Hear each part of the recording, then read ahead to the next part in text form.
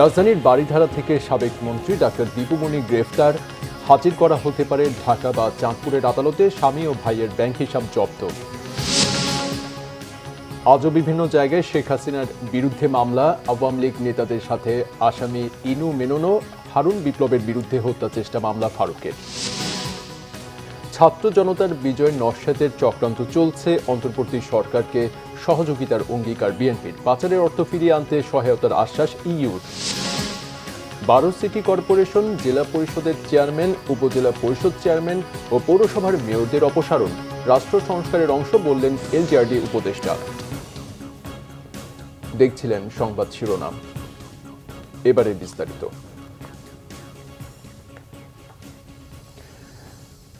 আওয়ামী লীগের যুগ্ম সাধারণ সম্পাদক ও সাবেক মন্ত্রী ডাক্তার দীপু মনিকে গ্রেফতার করেছে ঢাকা মহানগর গোয়েন্দা পুলিশ ডিবি।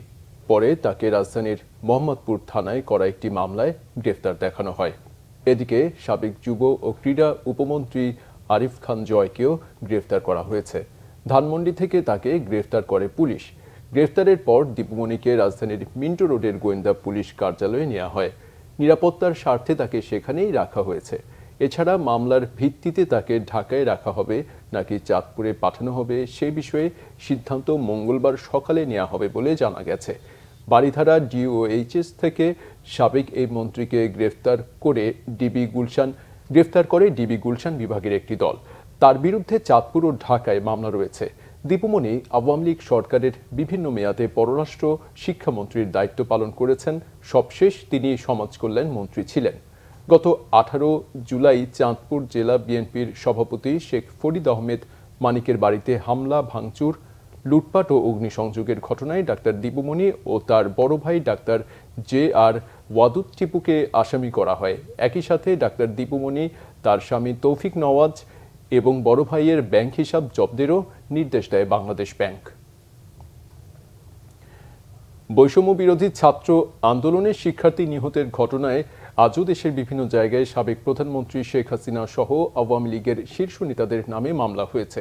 চট্টগ্রামে ছাত্র জনতার আন্দোলনে ছাত্রদল নেতা ওয়াসিম আকরাম হত্যার ঘটনায় শেখ হাসিনা ও ওবায়দুল কাদের সহ আওয়ামী লীগের 108 নেতাকর্মীর নামে পাঁচলাইশ থানায় মামলা হয়েছে।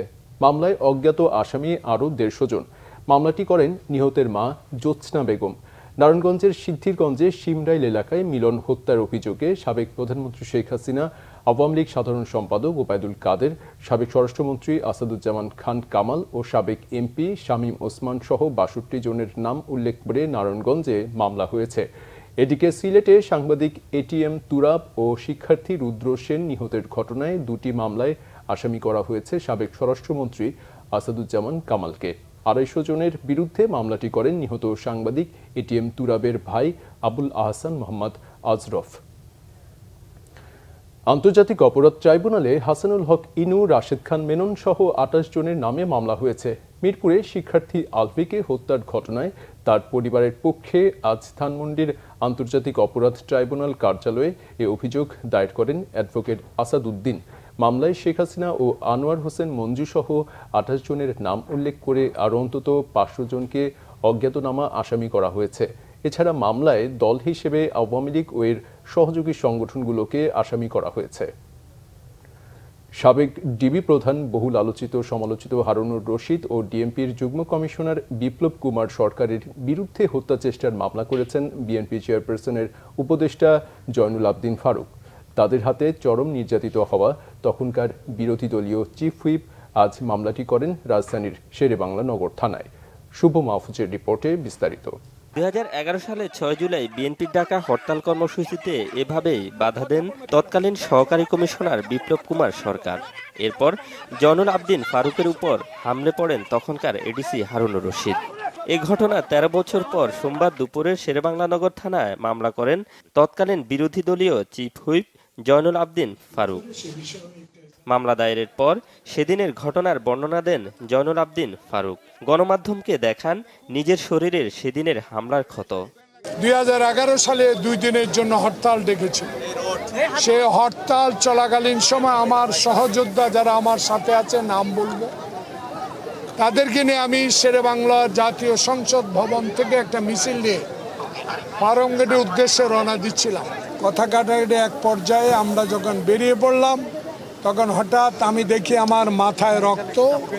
হারুন, বিপ্লব সহ অসংখ্য যারা সহযোগী ছিল সবার নাম উল্লেখ করে। আপনারা কিসের মামলা করেছেন?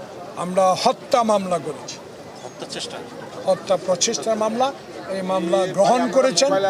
অন্তর্বর্তীকালীন সরকারের প্রধান উপদেষ্টা ডক্টর মোহাম্মদ ইউনূসকে শেখ হাসিনার হয়রানির বিষয়টিও তুলে ধরেন তিনি। আল্লাহর কি কুদরত, শেখ হাসিনা এখন পলাতক। যার লিপ বন্ধ করে ডাকে পদ্মা সেতু থেকে টুপ করে ফেলে দিবে বলেছিল, সে এখন পলাতক। আর সেই ইন্টেরিয়াম গভর্নমেন্টের প্রধান ডক্টর মোহাম্মদ ইউনূস আজ বাংলাদেশের সরকার প্রধান। এ সময় ছাত্র জনতার অভ্যুত্থানে শহীদদের আত্মার মাগফিরাত কামনা করেন বিএনপির এই নেতা। বিসর্জন দিয়েছেন। শুভ মাহফুজ, বাংলা ভিশন, ঢাকা। ছাত্র জনতার বিজয়কে নস্যাতের চক্রান্ত চলছে অভিযোগ করে ডক্টর মোহাম্মদ ইউনূসের অন্তর্বর্তীকালীন সরকারকে শক্ত করে দাঁড় করিয়ে রাখতে সকলের প্রতি আহ্বান জানিয়েছেন বিএনপি মহাসচিব মির্জা ফখরুল ইসলাম আলমগীর। তিনি আরও অভিযোগ করেন, শেখ হাসিনা দিল্লিতে বসে ষড়যন্ত্র করছে। রিপোর্ট করছেন সিকান্দার রেমান। বিএনপির সাবেক মহাসচিব ব্যারিস্টার আব্দুস সালাম তালুকদারের 25তম মৃত্যুবার্ষিকী উপলক্ষে আলোচনা সভা হয় জাতীয় প্রেস ক্লাবে। বিএনপি মহাসচিব মির্জা ফখরুল ইসলাম আলমগীর বলেন, এখন এই সময়ে কোনো নেতিবাচক কথা বলে বা কোনো নেতিবাচক কাজ করে ছাত্র জনতার প্রচেষ্টাকে ভণ্ডুল করে দেয়া ঠিক হবে না। যারা অপকর্ম করছে তাদেরকে দেশদ্রোহী বলে উল্লেখ করেন মির্জা ফখরুল। ছোটখাটো বিভেদ ভুলে সবাইকে ঐক্যবদ্ধ হয়ে দেশকে এগিয়ে নেয়ার কথা বলেন বিএনপি মহাসচিব। এক ফাঁসিবাদ গেছে, আর এক নয়া ফাঁসিবাদ আমরা আমদানি করতে পারি না। আমি এদিকে নয়া ফাঁসিবাদ বলি এই জন্যে যে ওই আওয়ামী লীগ আজকে দিল্লিতে বসে ষড়যন্ত্র করছে যে বাংলাদেশে এই বিজয়কে ভণ্ডুল করে দিতে। এই কথাটা আমি জোরের সঙ্গে বলছি এবং আমরা এই কথা পরিষ্কার করে বলতে চাই যে বাংলাদেশের মানুষের যে শত্রু, যাকে বাংলাদেশ থেকে পালিয়ে যেতে হয়েছে, তাকে আশ্রয় দিয়ে ভারত খুব জনগণের ভালোবাসা পেতে পারে বলে আমি মনে করি না। এদিকে জাতীয়তাবাদী স্বেচ্ছাসেবক দলের 44তম প্রতিষ্ঠা বার্ষিকী উপলক্ষে দলটির নেতাকর্মীদের নিয়ে শেরেবাংলা নগরে দলের প্রতিষ্ঠাতা শহীদ রাষ্ট্রপতি জিয়াউর রহমানের মাজারে শ্রদ্ধা জানান বিএনপি মহাসচিব। তিনি বলেন, কিছু সংখ্যক ব্যক্তি বিভিন্ন অঞ্চলে গোলযোগ করছে, বিএনপি নেতাকর্মীদের উপর হামলার চেষ্টা করছে। কিছু সংখ্যক ব্যক্তি আজকে ছাত্র জনতার এই বিজয়কে নস্যাৎ করে দেওয়ার জন্য ষড়যন্ত্র করছে, চক্রান্ত করছে। তারা বিভিন্ন অঞ্চলে গোলযোগ সৃষ্টি করে আমাদের দলের নেতা কর্মীদের উপরে অন্যায়ভাবে আহত সৃষ্টি করার চেষ্টা করছে। আমরা পরিষ্কার ভাষায় বলতে চাই, আমাদের দলের কোনো নেতা কর্মী কোনো রকম কোনো এই ধরনের ঘটনার সঙ্গে জড়িত নয়, পরন্তু আমরা চেষ্টা করছি আমরা এই যে গোলযোগ সৃষ্টি হচ্ছে সেগুলোকে বন্ধ করার জন্য। আমরা খুব পরিষ্কার করে বলতে চাই যে আমরা একটা নতুন বাংলাদেশ চাই। আমরা চাই একটা গণতান্ত্রিক বাংলাদেশ, সাম্য, মানবাধিকার, ন্যায় বিচারকে প্রতিষ্ঠিত করে আমরা এই নতুন বাংলাদেশ গঠন করব। সিকান্দার রেমান, বাংলা ভিশন, ঢাকা। ঢাকায় নিযুক্ত ইউরোপীয় ইউনিয়নের ভারপ্রাপ্ত রাষ্ট্রদূত বার্ন্ট ইস্পানিয়ের সঙ্গে বৈঠক করেছে বিএনপি। সকালে বিএনপি চেয়ারপারসনের গুলশান রাজনৈতিক কার্যালয়ে এ বৈঠক অনুষ্ঠিত হয়। বৈঠকে গঠনতন্ত্র, নির্বাচন, রাজনীতি ও অর্থনৈতিক বিষয় নিয়ে আলোচনা হয়। এতে বিএনপি মহাসচিব মির্জা ফখরুল ইসলাম আলমগীরের নেতৃত্বে দলটির স্থায়ী কমিটির সদস্য আমির খসরু মাহমুদ চৌধুরী ও সাংগঠনিক সম্পাদক শামা ওবায়েদ উপস্থিত ছিলেন। বৈঠক শেষে আমির খসরু বলেন, বাংলাদেশের এই পট পরিবর্তনের পরে আগামী দিনে দেশ রাজনৈতিক ও অর্থনৈতিকভাবে কোথায় যাচ্ছে সবকিছু নিয়ে আলোচনা হয়েছে। ইইউ তাদের পক্ষ থেকে কিভাবে সমর্থন দিতে পারে। খসরু বলেন, পাচার হওয়া অর্থ ফিরিয়ে আনতে ইউরোপীয় ইউনিয়ন বাংলাদেশকে সহযোগিতা করতে প্রস্তুত বলে জানিয়েছেন ঢাকায় নিযুক্ত ইইউর ভারপ্রাপ্ত রাষ্ট্রদূত বার্ন্ট। রাষ্ট্র সংস্কারের অংশ হিসেবে 12 সিটি কর্পোরেশন, জেলা পরিষদের চেয়ারম্যান, উপজেলা পরিষদ চেয়ারম্যান ও পৌরসভার মেয়রদের অপসারণ করা হয়েছে বলে জানিয়েছেন স্থানীয় সরকার উপদেষ্টা এএফ হাসান আরিফ। তবে ইউনিয়ন পরিষদের চেয়ারম্যানদের এখনই অপসারণ করা হচ্ছে না জানিয়ে তিনি বলেন, প্রয়োজন হলে পরবর্তীতে এ বিষয়ে পদক্ষেপ নেওয়া হবে। রিপোর্ট সৈয়দ আব্দুল মুহিতের। সোমবার স্থানীয় সরকার মন্ত্রণালয় থেকে প্রজ্ঞাপনে জানানো হয় দেশের 12টি সিটি কর্পোরেশনের মেয়রদের অপসারণ করে বিভাগীয় কমিশনারদের প্রশাসক হিসেবে নিয়োগ দেওয়া হয়েছে। অপসারণ করা হয়েছে দেশের 495টি উপজেলা পরিষদের চেয়ারম্যান, 323টি পৌরসভার মেয়র ও 60 জেলা পরিষদের চেয়ারম্যানকে। এ নিয়ে সচিবালয়ে সাংবাদিকদের ব্রিফ করেন স্থানীয় সরকার উপদেষ্টা এফ হাসান আরিফ। ইজিমের সঙ্গে সম্পৃক্ত নতুন যে যুগের সূচনা ছাত্র আন্দোলনে গণ আন্দোলন গণবিপ্লব সাধন করতে চাচ্ছে তারই সেই প্রত্যাশারই একটা ধারাবাহিক এখানে প্রকাশ হয়। অনুপস্থিতিটা এখানে বড় ফ্যাক্টর না। ইউনিয়ন পরিষদ আমরা এই মুহূর্তে হাত দিচ্ছে না, যাচাই বাছাই করে দেখা যায় যে সেখানে কার্যক্রম কীরকম আছে। যদি পরবর্তীকালে কোনো সময় প্রয়োজন হয়, প্রয়োজনের তাগিদে যদি কোনো পদক্ষেপ নিতে হয় সেটা সেভাবে নেওয়া হবে। তবে নাগরিক ভোগান্তি এড়াতে সিটি কর্পোরেশনের কাউন্সিলররা কাজ করতে পারবে বলেও জানান তিনি। আমরা ন্যাশনালি বাস্তবসম্মতভাবে যাব। এটা এখানে মারমার কাটকাটের কোনো ব্যাপার না, উইচ হান্টিংয়েরও কোনো ব্যাপার না। এটা হচ্ছে পুরো লোকাল গভর্নমেন্টকে একটা পরিচ্ছন্ন করার একটা প্রচেষ্টা। এদিকে স্বরাষ্ট্র উপদেষ্টা অবসরপ্রাপ্ত লেফটেন্যান্ট জেনারেল জাহাঙ্গীর আলম চৌধুরীর সাথে সচিবালয়ে সাক্ষাৎ করেন বাংলাদেশে জাতিসংঘের আবাসিক প্রতিনিধি গোয়েন লুইস। বর্তমান পরিস্থিতিতে বাংলাদেশকে সব ধরনের সহযোগিতার আশ্বাস দিয়েছে সংস্থাটি।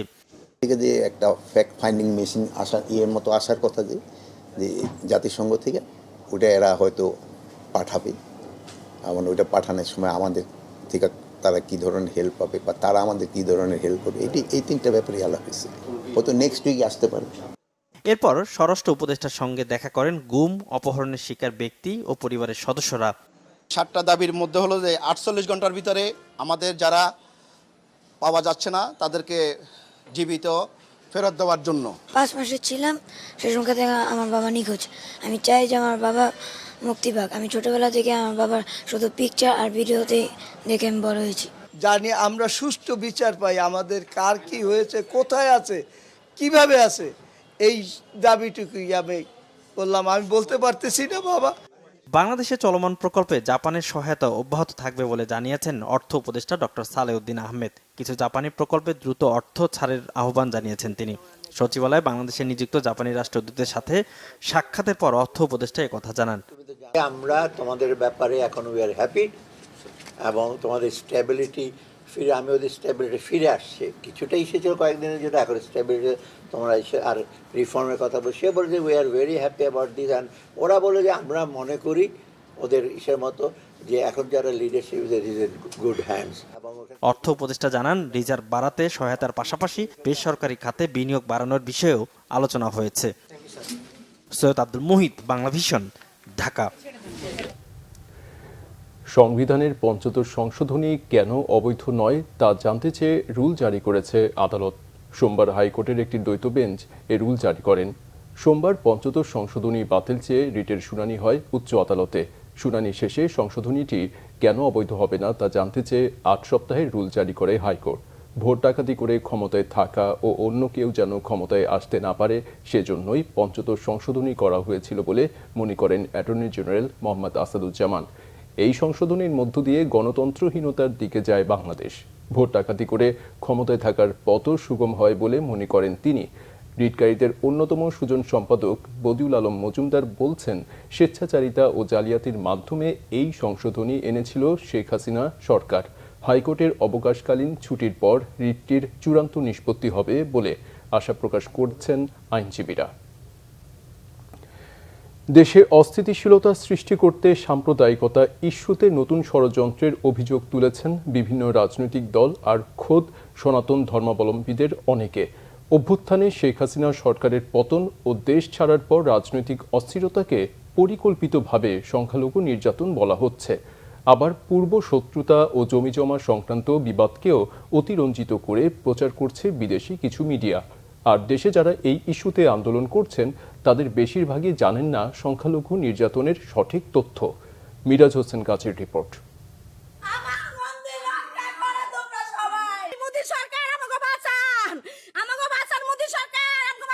5 আগস্ট ছাত্র নাগরিক অভ্যুত্থানে শেখ হাসিনার সরকার পতনের উত্তপ্ত পরিস্থিতিতে আকস্মিক সামনে আসে সংখ্যালঘু নির্যাতন ইস্যুটি।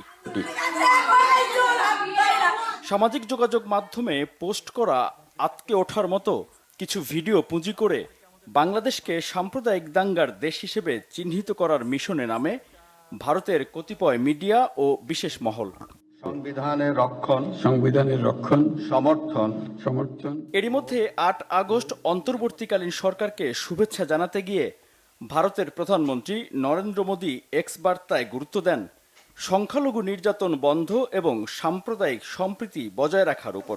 এমন বাস্তবতায় রাজধানী সহ দেশের বিভিন্ন জেলায় সংখ্যালঘুদের নিরাপত্তার দাবিতে শুরু হয় বিক্ষোভ। ৮ দফা দাবিতে প্রধান উপদেষ্টার কাছে স্মারকলিপিও দেয় সনাতন ধর্মাবলম্বী সংগঠনগুলো। শত শত মন্দির ভাঙা হয়েছে। একটু যদি কয়েকটা সুনির্দিষ্টভাবে একটু কয়েকটি জেলার কয়েকটি মন্দিরের ঠিকানাগুলো সব জায়গায় এরকম ঠিকানা তো কোন কোন দিচ্ছে আমরা এই দেবাশিস দাওটা বের করেন তো। আমাদের কাছে যারা নাকি লুট করছে যারা নাকি করছে ওরা তো ১-২ জন আসে না, ওরা তো শয়ে আসে। আপনাদের এখানে কি হামলা শিকার হচ্ছে? আমাদের এখানে হামলা শিকার হয় নাই, আমার আশেপাশে তো হামলা শিকার হইতেছি। সুনির্দিষ্টভাবে যেহেতু আপনাদের একটা সংগঠন এখন সুনির্দিষ্টভাবে আমাদের মোবাইলে সবকিছু আছে, এগুলি যেগুলি পুরানো হয়েছে জায়গায় জায়গায়। ওটা অ্যাড্রেস বলতে পারি না, লালমনির মধ্যে এরকম হয়েছে। তারপরে সারা বাংলাদেশে মন্দির ভাঙচুর হচ্ছে, সারা বাংলাদেশ। যদি তালিকা দেন স্পেসিফিক আমি বাকেরগঞ্জ বললাম তো, বাকেরগঞ্জ ঠিকানাটা আমি এখন করতে পারি না, চেক করে বের করতে সময় লাগবে। এই বিক্ষোভকারী বরিশালের বাকেরগঞ্জের যেই ঘটনার ছবি দিয়েছেন, তাৎক্ষণিক যোগাযোগ করলে ওই এলাকার ইউনিয়ন পরিষদ সদস্য ফোনে জানান সামাজিক মাধ্যমে ছড়ানো ছবিটির সঙ্গে সংখ্যালঘু নির্যাতনের কোনো সম্পর্ক নেই। মন্দির নিয়ে না, জমি জমা নিয়ে ছিল ভুল বোঝাবুঝি একজনের সাথে, সেইটা নিয়েই হয়েছিল। মন্দির না তো, মন্দিরই তো নাই অনেক। তাহলে ওই যে ছবিটা তো মন্দির বাসার ভিতরে ছোট যে করে না, ছোট নাই বাক্সের মতো।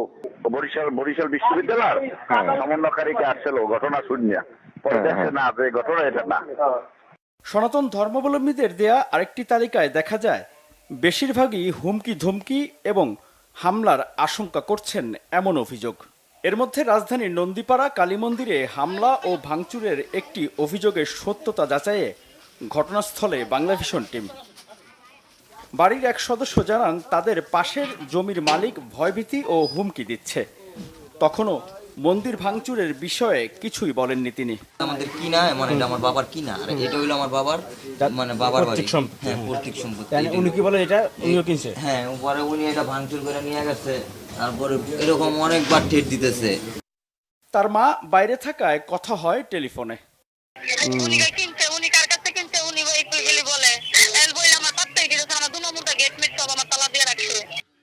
জমি নিয়ে যার বিরুদ্ধে অভিযোগ ঘটনাস্থলে আসেন তিনিও। না, এটা একদমই মিথ্যা কথা, বানোয়াট। এরা আমার বাড়িটা ভাঙচুর করছে, ভাঙচুর কইরা আমার বাড়িটারে এরার বাড়ি দেখাই দিয়া সারা বাংলাদেশ তথা বাংলাদেশের বদনাম বা ইন্ডিয়ার কাছে বাংলাদেশ ছাত্র সমাজের বা বর্তমান অন্তর্বর্তী সরকারের বদনাম করার জন্য তারা এই কাজটুকু করছে। প্রতিবেশীরা জানান ঝামেলাপূর্ণ জমির পাশে একটি পারিবারিক কালী মন্দির আছে, তবে হামলা ভাঙচুর হয়নি। আর এই যে মন্দির ভাঙছে এটা মিথ্যা কথা। 7-8টা রুম বাটা কিনছে, এই বাটা রুমটিও নিজে ভাঙ্গা হেসে যেই ঘটনা ঘটায় মানুষের ফাঁসাইতেছে। আমি একটা মহিলা মানুষ, আমি হিন্দু না, হিন্দু কিন্তু আমি ওর কথা অবশ্যই কমু। যে একটা ভিডিও ছাড়ছে পুরো নেট দুনিয়া তামা বানা হলাইছে, মিথ্যা একটা ভিডিও। আপনি যান, যা দেখবেন ওর মন্দিরে একটা কিচ্ছু নষ্ট হয় নাই। এই প্রতিবেদনের শুরুতে দেখানো ভিডিওটি যে এই বাড়ির, তখনও তা জানা ছিল না। মন্দিরে হামলা ভাঙচুর হচ্ছে এমন দাবি করে 6 আগস্ট থেকে বেশ কয়েকবার ফেসবুক লাইভে আসেন বাড়ির বাসিন্দা মালতী রানী, যা মুহূর্তেই দেশ বিদেশে আলোড়ন তোলে।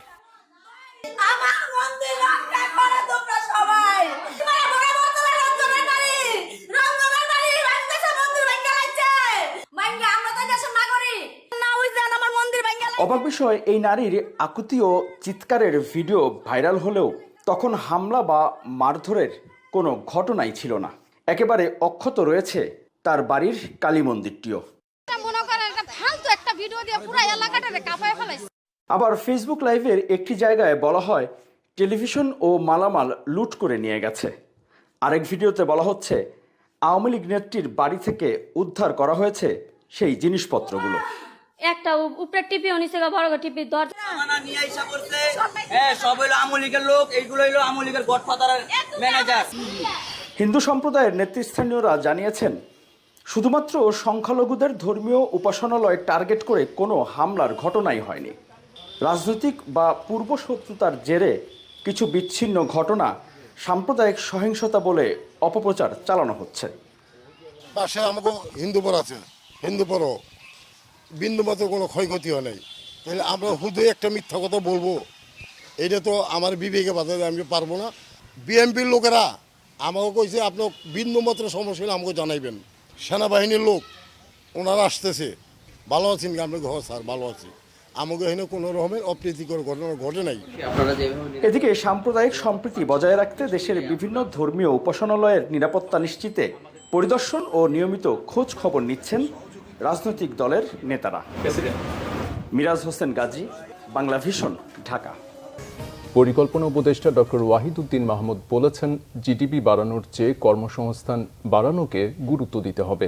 একই সাথে রাজনৈতিক উদ্দেশ্যে যেসব প্রকল্প নেওয়া হয়েছে আর যেগুলো একনেকে যাওয়ার অপেক্ষায় আছে সেগুলো পর্যালোচনা করা হবে। রাজধানীতে এনইসি সম্মেলন কক্ষে পরিকল্পনা কমিশনের কর্মকর্তাদের সঙ্গে মতবিনিময় সভায় তিনি এসব কথা বলেন। পরিকল্পনা উপদেষ্টা আরও বলেন, আগে বিদেশি ঋণের দায় ও অর্থনৈতিক সুবিধা বিবেচনা না করে অনেক বড় প্রকল্প করা হয়েছে, তবে এখানে ব্যয় সংকোচ করতে হবে। এজন্য চলমান যেসব প্রকল্প প্রাথমিক পর্যায়ে আছে আর ব্যয়ের তুলনায় অর্থনৈতিক সুবিধা কম, সেগুলো বন্ধ করা উচিত। এদেশের সড়ক মহাসড়কের প্রকল্পের ব্যয় বিশ্বের মধ্যে সর্বোচ্চ খরচের নজির আছে।